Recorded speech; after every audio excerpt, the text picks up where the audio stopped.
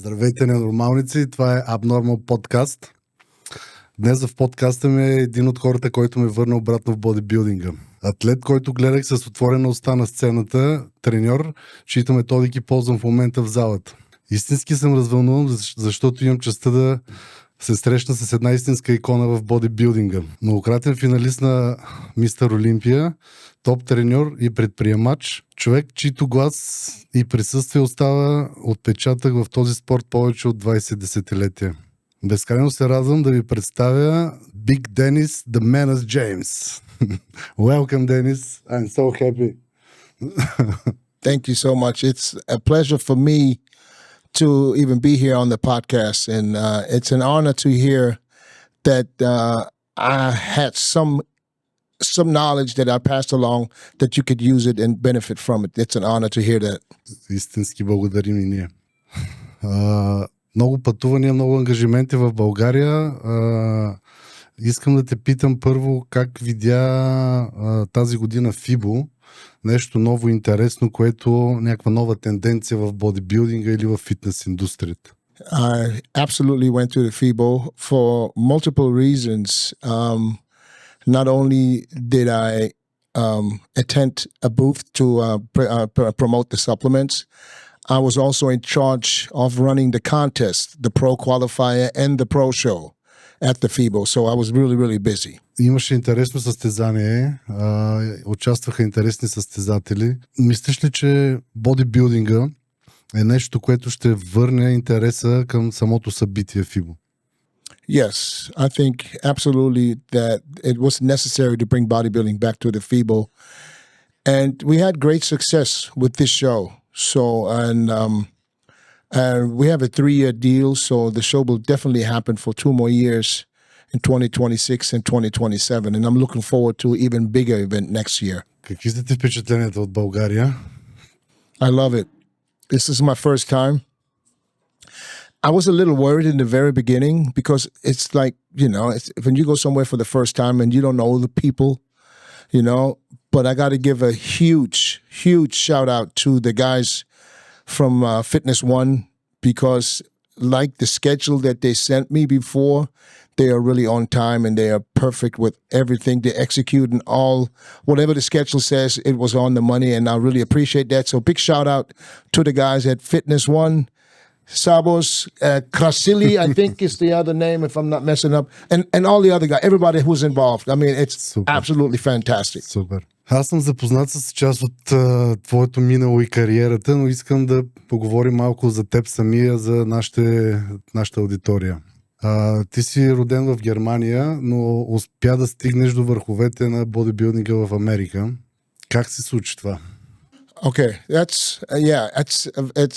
a very interesting career, I have to say. I left Germany in my mid-20s, and I went to Thailand it was supposed to be a 2-week trip. And after probably 2 days, I decided that I'm not going to leave, I will stay. So after 2 days? After 2 days, I already knew I'm not staying. I mean, I'm not leaving. So I was there for 2 years, and you know, I was doing what, you know, guys in their 20s would do when they go to Thailand. Of course, I had a good time. I was out basically every night, and I've seen some of the guys from Germany and from Sweden and some other countries that obviously were bodybuilders. And at one point, I was in the go-go bar. I had a couple of drinks. And these guys came in tank tops, and you know how these guys walk, right? So in my light drunken state, I talked to this one of the guys, and I told him to look like you would take me less than 3 months. And of course, he was he felt disrespected because he think this wasn't possible. So he wanted to bet. So we literally bet in the go-go bar $100. We shook hands. And I started going to the gym with them the next day. That was March 1992. In October 93, I was on stage at the Mr. Universe in England. So I had no idea literally what I was doing because it was all new to me. But I had the genetics. I knew I had the genetics. And I went to the universe and I placed fourth. It was literally my first show. So after the show, I told myself, listen, if I can win fourth place, I can possibly win this thing. In 93, I opened a gym in Thailand and I called it the Universe Gym because my goal was to go and win the show so it has kind of connection with the gym and my title, yes. So I went back to England in 94, but I got second. Trained for one more year, and in 95, I ended up winning the universe, and that way I unified the name with the gym, and this is how my career started. Now, that's all still amateur. NABBA, N-A-B-B-A, everybody knows it's very strong in Europe and in England at that time. Excuse me. Now this gym work in Taiwan or not?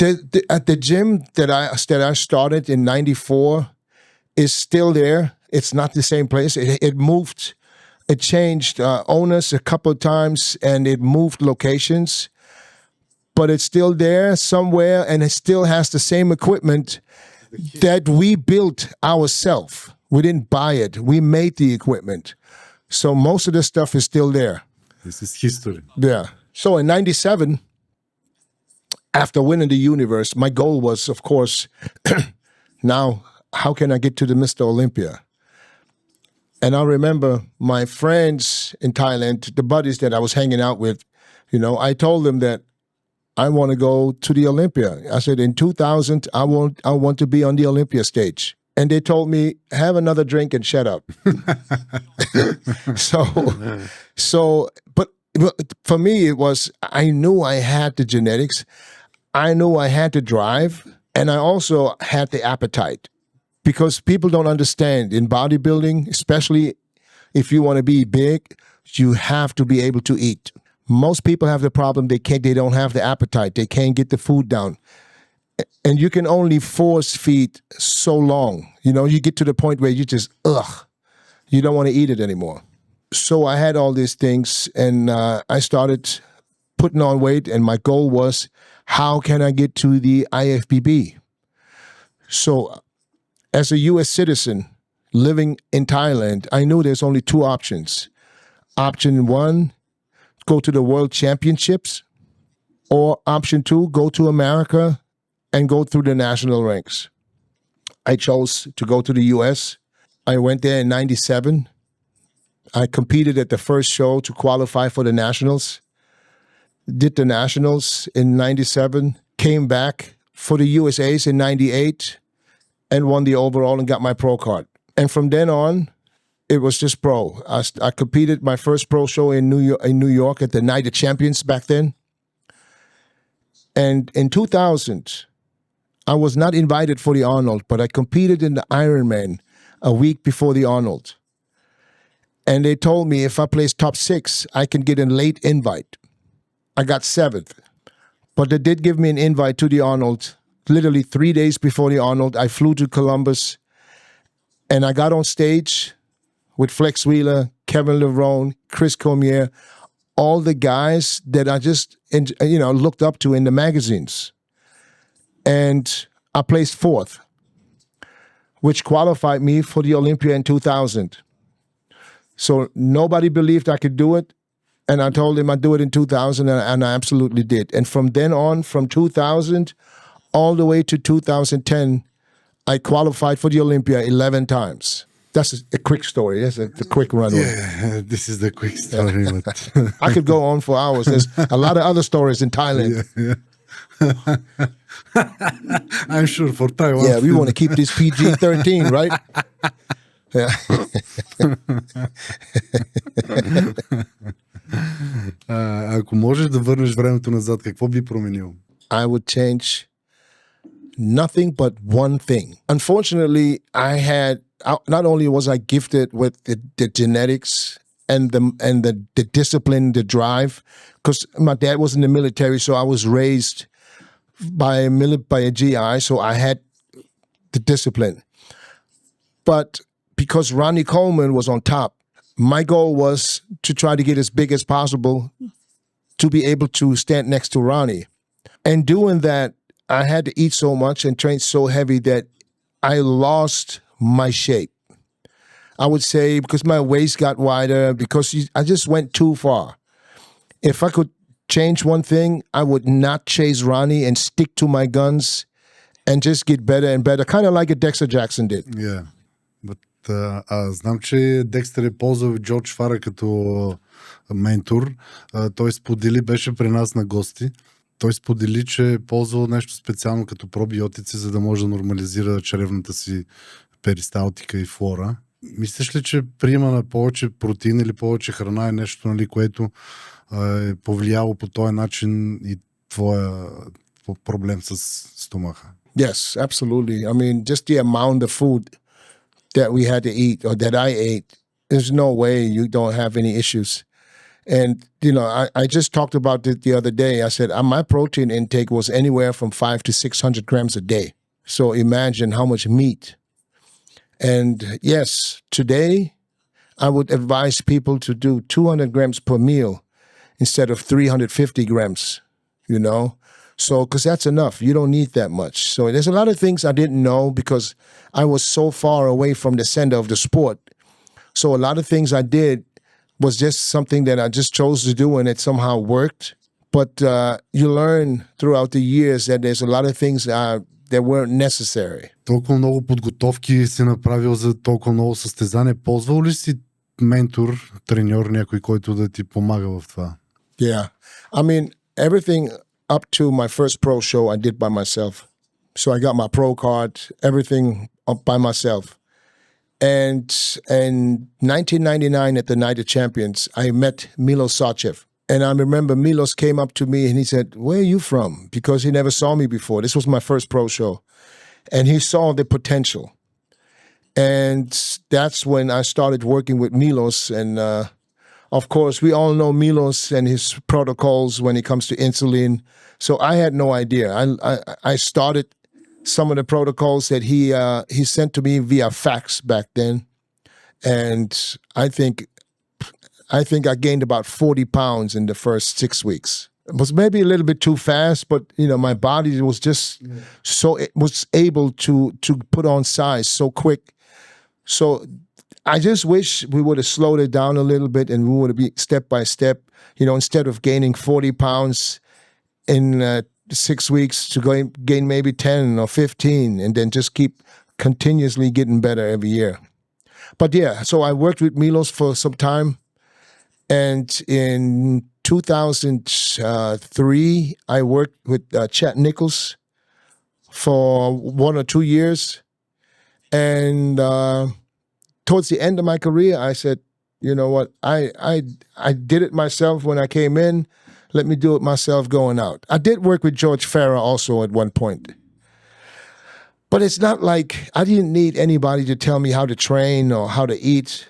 It's more like you need a second pair of eyes. If you know, once you get to a point where you doubt yourself because you see yourself every day, you just want someone to look at the pictures with you or look at you and tell you the truth. That's it. Искам да поговорим малко за твоята методика, на която съм голям фен. Как стигна до този тренировъчен подход? I was in the gym and I was, like I said, I started late. So I was older. In the middle of my career, I was already 40. So I told myself, I said, an injury like a pec tear, a biceps tear, right now would be career ending.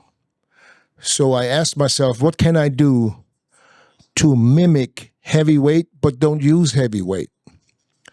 So I was just trying in the gym and I was trying to go lighter weight and just go super slow. And then I felt that there's no better way to push blood into the muscle than go super slow concentric, not only on the negative, but also concentric.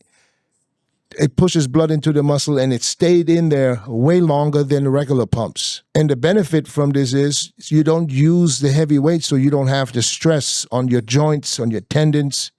You know, it's just a safer way of getting there with the same weight that probably 20, 30, 40 pound lighter bodybuilders would train. It's not good for ego lifters. Но голяма част от хората ползват heavy duty методиката, просто заради името Дориан Йейтс. Естествено заради своето его, но идеята на самата тренировка е точно напомпването на мускула, когато кръвта е богата на хранителни вещества, което това ще гарантира хипертрофията. Yeah, but it also is you're always right on the edge of injuring yourself. Yeah. The style of training, look how Dorian ended up with major tears, triceps tear, biceps tears. Those are all things that that's probably the reason why, because the way he trained. Yes, it looks great on video. It looks great. People just, they're inspired by looking the way he trained and they copied his style of training. I did it for some time. But at the end of the day, you have to find what works for you. We're not all the same. It's the same with the diet. What works for him might not work for you. And I don't think that it is the best way to go about it if you just go for one set of each exercise. I just don't believe in that. I believe in you have to break down muscle tissue in order to grow. Но така с бавното позитивно движение имитираме отказ във всяко движение. Това всъщност наподобява всички начини на трениране, защото идеята е да стигнем до отказ. И всъщност това е времето, в което активираме мускула да работи най-добре. И това е нещо, което гарантира хипертрофията всъщност. I absolutely agree. By slowing it down, you're under tension for much longer, and so you can drive way more blood into the muscle easier. And again, you do not have that heavy weight on your joints or on your tendons. So it's, I tell people, mix it up. You don't have to do it all the time. But if you stick to MTUT for a while and you do it slow and you increase weight with time because you get stronger. But if you switch again to normal training, you'll see how much strength you gained. Because if you can, let's say, go super slow with 100 kilos, 140 kilos will be easy for you. Сигурен съм, защото това се случи при мен и с хората, които тренираме. Това е просто... Аз също ползвам методиката от много време и съм сигурен, че няма просто... Не мога да повярвам как хората не могат да разберат и да пробват това велико усещане. They don't like the pain. Because it's connected with pain, right? You go super slow, you go into that pain zone where most people can't go. I had so many people travel from all around the world to come see me just to train with me. They all say the same thing. I had the best pump. The pump lasted for hours, but when they go back, they don't continue doing it because it's painful. Да, но аз съм го забелязал. След 2-3 седмици трениране по този начин, мускулатурата става съвсем различна и топчеста. I'm sorry, I didn't get that. Small what? No, топчеста. Oh, the volume, the fullness. Yes, you get, absolutely. Change. Because you push more blood into the muscle, and therefore you get that fuller rounder look. It's pretty much the same thing if you train super heavy. But you don't have to use the heavy weight because you mimic heavy weight. Because if you put 100 kilos and you go super slow, it feels like it's 150, 200 kilos. Who knows? Абсолютно. Как може да се адаптира това за процес на релев или на покачване на мускулна маса? Имаш ли определена схема? I go by how I feel. It's all in my head. A lot of people ask me, can you put it on paper? I can't, because you can go super slow for each individual rep. You can do like I mix it up with 1 slow, 3 regular, 1 slow, 3 regular. So it depends. And if I train someone else, I feed off your energy. And if I feel you're stronger, I can increase the intensity, It depends. Тук всъщност и не се налага да се тренира с толкова голям обем от упражнения. Защото мускула стига до отказ много бързо, много по-бързо. Yes, you don't have to do a lot of exercises because if you do it the right way, you have a pump after two sets. Колко упражнения включваш за една мускулна група най-често? Depending on the size, let's say for legs, I would do 3 to 4 smaller body parts like shoulders, arms, 9 to 12 sets. 3 exercises, 9 to 12 sets. That's it. Точно това търсят хората всъщност. Когато чуят heavy duty 40 минути, и за тях е достатъчно. Тук положително е същото. Think about it. Let me ask you a question, because a lot of people don't realize that they waste a lot of time in the gym. Let's look at you. So you train every day, right? Yeah. So let's say you out for one body part. Do you train one body part a day or two? One. So one body part a day. How long does it take for you to finish your workout? But now I training with your system. Okay, let's just talk about a normal workout. How long? Maybe 1 hour and a half. So 1 hour and 30 minutes for one body part. How many sets do you do? 30, 35. No, sets. Sets. Yeah, 30, 35. So you do 30 sets. Maximum, yeah. Okay, that's a lot of sets, right? How many exercises? 6, 7.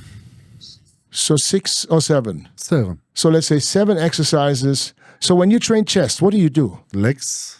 No, not legs. I mean exercise. How many exercises you do per body part? Yeah. Because I think we got it. Chest push, лежанка, dumbbells, crossover, deep pushes, different again with down part. So decline. Decline. Okay, that's about it, right? That was 6. No, that's 5. 5. So 5 exercises, and each exercise is how many sets? You say 6 to 7? No. That's a lot of sets. Yeah. No.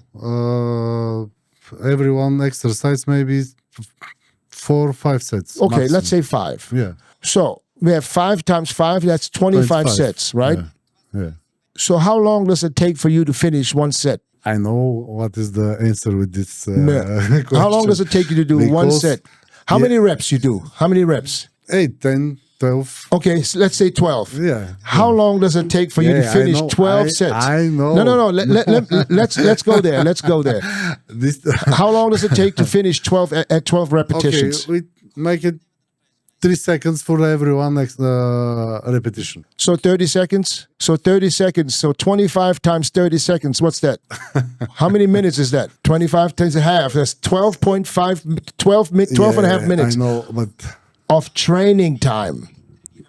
That's net training time. So now let's say you rest 2 minutes in between sets, which is a long time. maximum. Yeah, this is It's a long time. I give Yeah. you 2 minutes. So you shouldn't be in the gym longer than Of course, an but- hour. And you do a lot of sets. See, for me, I do 12 sets total. So that's literally 6 minutes of exercise. I'm done in 30, 40 minutes. I know. Old school, baby. Old school. No. I'm sure because I know what to think. Аз знам, защото знам за какво говориш. Защото времето, в което мускул е активен по твоята методика, е много повече. И мускула много по-бързо стига до фалит. Yeah. Do you ever feel that when you train too long, when you have your pump and then you keep training because you want to get to 25 sets, do you ever feel that you lose the pump? Yes, of course. Yes. So that should be the sign for you to stop. Yes. You know, get that maximum pump and get out. Да, но искам да кажа, че много хора не знаят какво е максимално напомпване. След като ползват send them to The me one Menace. time. Yeah, I know. I need 10 minutes. Точно за това искам да кажа, че твоята методика е нещо съвсем различно и много се опитвам да я покажа и да я предам на хората в България. Единствената разлика, която ти споделих преди да започне подкаста, е, че включвам ластиците във всяко едно движение. Yeah. No, it's okay. It's okay.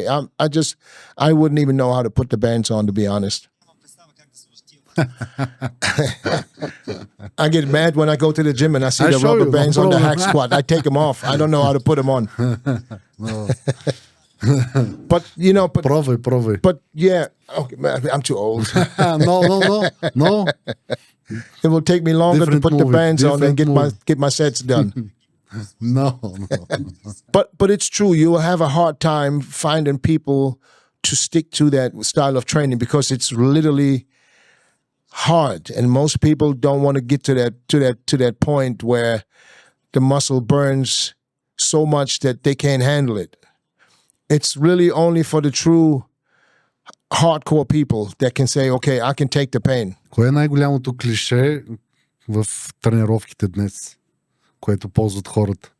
It's hard to say because most people today, it's the social media time. So when you see someone training today, this is mostly because of the video.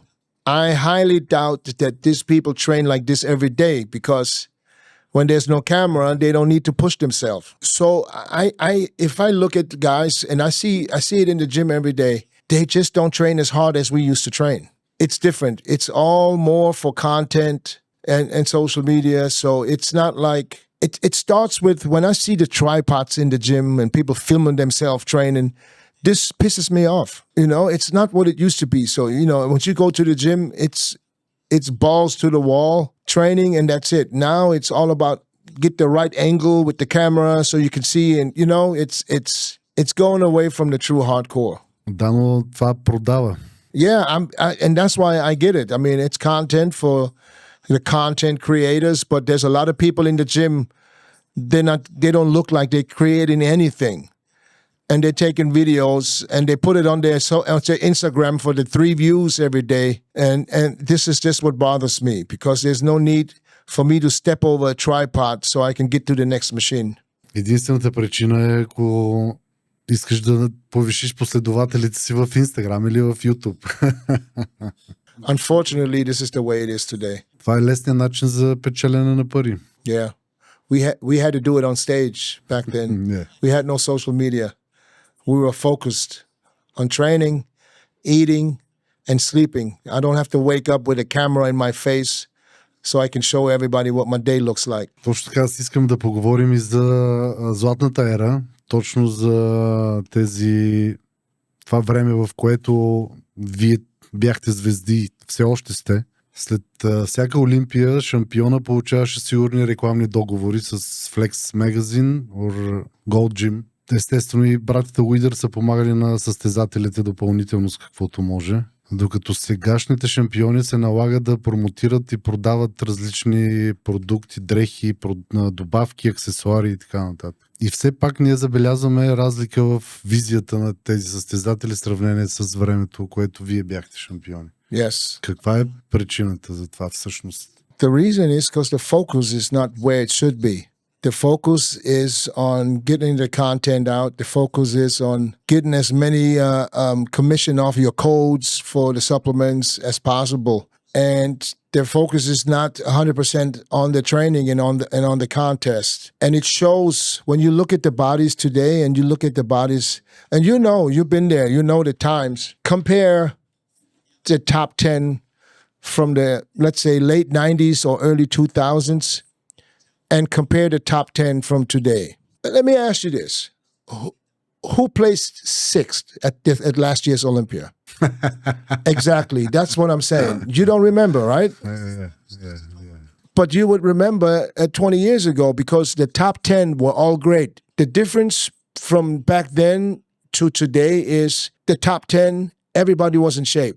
And today, when you think about the Olympia, there's 2-3 guys that you remember. Everybody else, so it's more like if you don't have a following on social media, you don't really succeed in bodybuilding because your following is what plays a major role in competitions, which it shouldn't, so therefore it's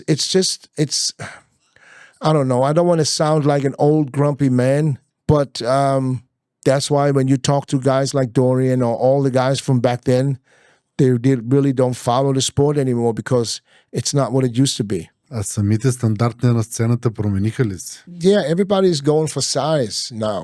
And the condition is what's suffering, You don't see a lot of guys in top condition. There's Hadi. Let's look at Samson. Samson won the Olympia. He has everything. He has the size, the symmetry, the balance, but he does not bring condition. That's a major factor that's missing. So if the Mr. Olympia is not in Mr. Olympia condition, why should the other people be conditioned? If they would give it to Hadi every year, they would give these other guys a message, say, hey, you need to be conditioned. So, yeah, I mean, it's just unfortunately the way it is right now. And this is the new trend. These guys are bigger than a lot of guys back then, but bigger is not always better. Да, но дори да сравним Самсон в момента с Рони Колман, той няма нищо общо. Yeah, it's like a pro next to an amateur. I know it sounds terrible, but that's just the way it is. It's just like if it's, let's, for example, let's take Flex Wheeler in his prime, Kevin Lerone in his prime, Dorian in his prime, NASA, Chris Cormier, Vince Taylor, all these guys, and put them in the Olympia today. Do you think they would still have a chance? This is a different era. Yeah, but what do you think that these guys from today would beat these guys from back then? Не, мисля, че просто ще изглеждат по-топчести и кръгли, но не и релефни с добра кондиция. No detail, no definition. Yeah. So guys, from 2010 to today, there were several Mr. Olympias. We had Phil Heath. We had Sean Roden. We had Brandon Curry. We had Hadi Chupan, Ramy, Derek, and Samson. That's 8 Olympias in the last 15 years. And I think the only one that would have been able to compete with the guys back then would be Phil Heath. That's a message, you know. Where are we going with this, you know? I think they should just, maybe the judges should be a little more strict and just require these guys to be in contest shape. But then again, maybe it has something to do with, you know, a lot of people dying in the past couple of years, you know. Maybe they don't want them to push so hard. I don't know. We're just looking in from the outside. Сподели ли нещо за работата с Big Ramy и с Денис Волф? Това са едни от твоите най-добри постижения като треньор. Well, Big Ramy, we started very early. I was doing Big Ramy's diets and protocols before I met him. It was through Kuwait. I was receiving pictures of a guy that just started lifting weights, and I was doing his diets already before I even met him.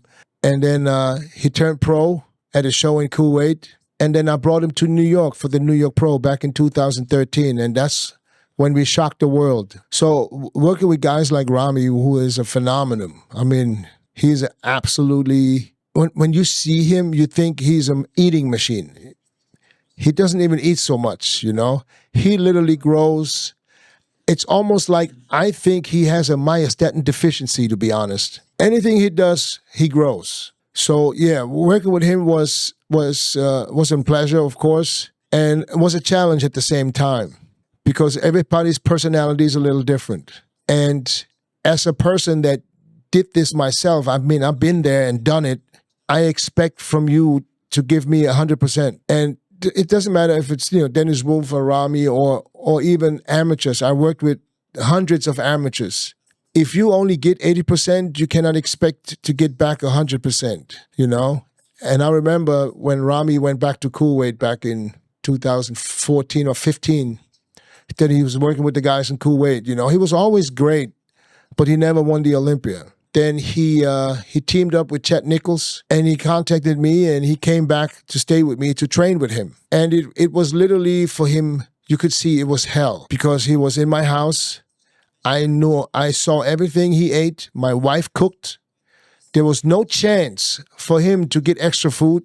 I took him to the gym every day. I had the cardio machines in my house, so he had to do cardio. And there was at least 2 occasions in that time where he wanted to quit. He wanted to go home. He wanted to give up. And I told him, please hang in there. And then we went to Orlando, and he won the Olympia. I remember after we came back on the flight, and he looked at me and he said, now I know what you said when you said, listen, you have to give everything in order to win everything. So sometimes it takes to go through hell to understand what it takes to win the Olympia. You have to do more than everybody else. He's messaging me again, so I don't know what that means. Maybe he wants to come back for another Olympia. I don't know. Yeah. Да, чува се сега в медиите, че иска отново да почне да се състезава. He never stopped training. He's been training this whole time. He's just, see, the media doesn't know these things. Ramy is not really active on social media. He's never been. When he was with me, I was the one posting. Because if it's up to him, he would never post anything. So I don't even know if I can say this, but I'm going to say it anyways. He just had, in December, he just had 2 twins. So he's into making babies now, not too much into bodybuilding. And I don't know if people ask me, is he coming back? I doubt it. And I want him to understand, if you cannot be better than you were before, why come back? He won 2 Olympias. Nobody can ever take that away from him. Огромните размери, последните излизания на Рами имаше проблеми с детайлите в бедрата. Според теб, каква е причината за това? With the hips? With legs. With... What problem? No good condition, no good... Oh, yeah, listen.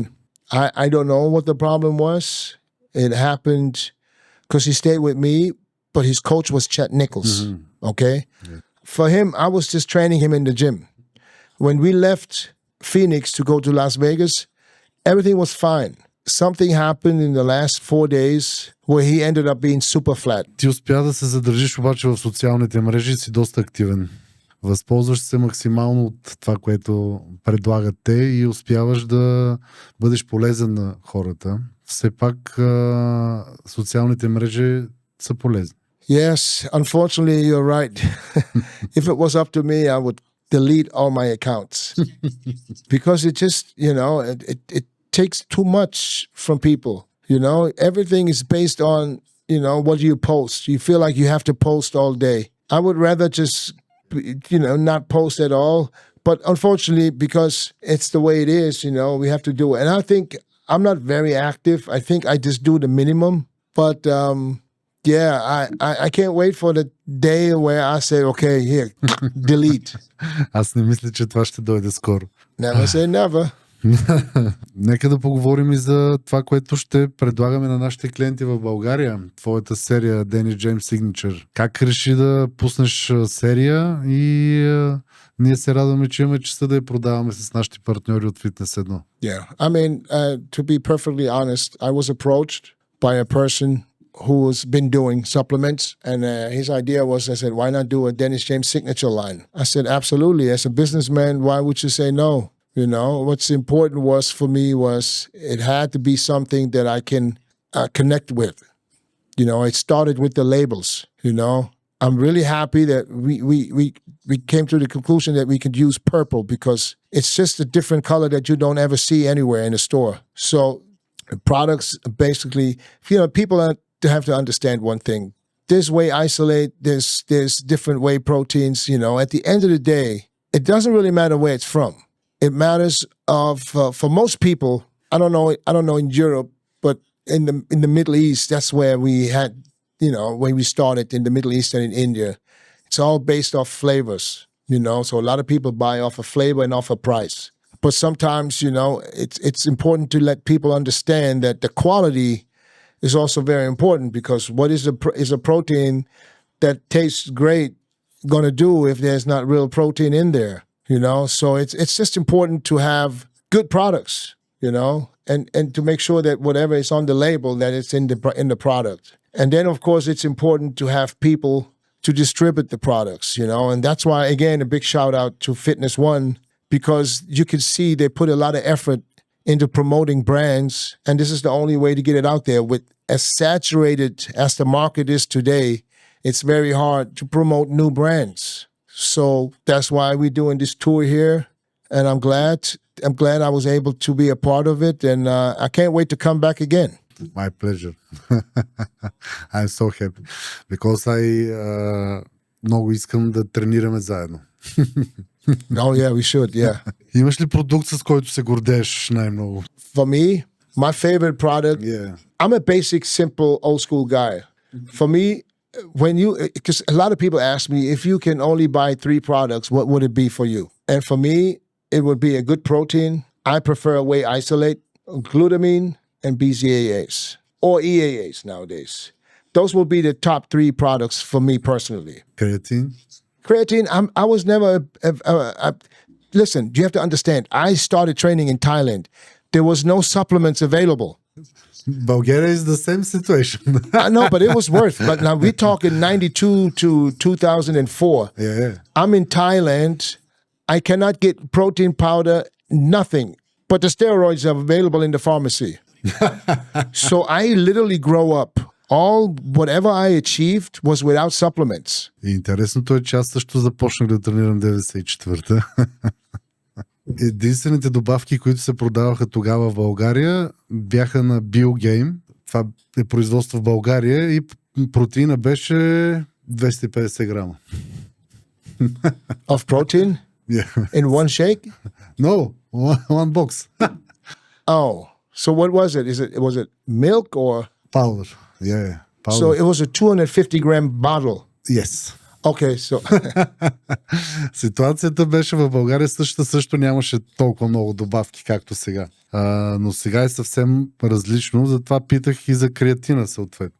Примерно омега-3 или нещо от другите витамини. yeah, I believe in omega-3 fatties in all fish oils. This is something that I still take to this day. I'm not big on supplements anymore. I'm retired. I don't use supplements, but I stick to omega-3 and even omega-6 and 9. Това са, т.е. протеин, BCA or EAA and glutamine. Glutamine. Yeah. That's my favorite stack. Yeah. And Vitargo, because I like the carbs. Yes, I like the carbs, especially post-workout. I always had this, I call it the Menace stack. It's literally a protein, it's a glutamine, it's Vitargo, and the BCAAs. Because back then there was no EAAs. That was my stack. That was for me something that I have to do after each workout. That was a must. По протокола на Милош Сарчев, аз също ползвам Витарго по време на тренировка и на помпването с твоята методика е още по-добро. Но много хора като чуят въглехидрати и настръхват и бягат от тях. Yeah, they don't understand that after your workout, you depleted your muscle from glycogen. You want to restore as fast as possible. And simple carbs like Vitargo is the best thing to push it right back into the muscle. This is absolutely a must. Some people are scared, but the ones that know. А примерно ако включат приема на Витарго и включат този прием към общия прием на въглехидрати, това предполагаме нещо, което е най-правилно. They use it maybe 200 milligrams for day carbohydrates plus 30 gram Vitargo. Yes, I don't even count the Vitargo to my carb intake. That's intra-workout and post-workout, those carbs, they don't count. How much Vitargo do you take? 30 grams. That's it? Yeah. It's not much. Yeah. You? Depends. Now, but back then, it depends because if you use insulin, you got to use way more. Don't use insulin. Yeah. But if it was just like this without insulin, I would tell someone, depending on the body, I would tell someone 50 to 75 grams. It's good to restore glycogen. You know, it's not gonna. People don't get fat from Vitargo unless they drink it all day. Да, обаче ако тренират по твоята методика, ако не тренират... If you don't train, you don't deserve a post-workout shake. Какво би казал на младите, които те първа започват и разбират бодибилдинга и искат да се развиват в него? My advice is take your time. Educate yourself. Knowledge is power. This sport is not a sprint. It's a marathon. So you got to take your time. You got to learn your body, and you have to find your own formula. Don't listen to people that look they are bigger than you, and just because they're bigger, you think they know what they're talking about. You know, we have ChatGPT now. You can ask a lot of questions. and if you choose a coach, don't be afraid to ask why. Феновете къде могат да намерят твоята серия добавки? Well, right now we started in India, we're in Iran, we're all over the Middle East. We have a warehouse in Poland. We're in Bulgaria. And we're also in Greece. By the way, if you're interested in some of the stuff, go get it at Fitness One in Bulgaria and Fit One in Greece. And we're trying to expand. So we're trying to do this and we're trying to go as far as we can. Желая ти успех и искрено благодаря за отделеното време. The pleasure was all mine. But now I have a question for you. Yeah, of course. When are we going to train? Because you're bigger than me, you know. You should be able to. You should be able to kill me. Tomorrow. Tomorrow I'm in Greece. Next time you're coming to Bulgaria. All right, next year. Training together. Give me 1 year to put on a little size and I come back to get you. Ето това е подарък за теб. I appreciate that. That looked like me. За добри тренировки. Yes. I will wear this shirt in my next workout and I will take a picture to send it to you. Okay, super. I'm probably going to look stupid in it because it's 3XL. And I am no longer there, but hopefully they run small. Не, преди когато се видяхме, мисля, че щеше да ти стане. От тогава минаха 7 години. So when you saw me now, you said, damn, I should have got an XL. Но след като тренираме и пием по едно витарго от твоята серия, тениската ще те залепне. I will. I promise I will wear this shirt. Това беше, приятели. Надявам се, че ще ви бъде интересно. За мен беше изключително удоволствие. Надявам се, че и за вас, хората, които познават Денис и го следят, съм сигурен, че ще оценят това, което направи той за нас. Благодаря и очаквайте новите видеа.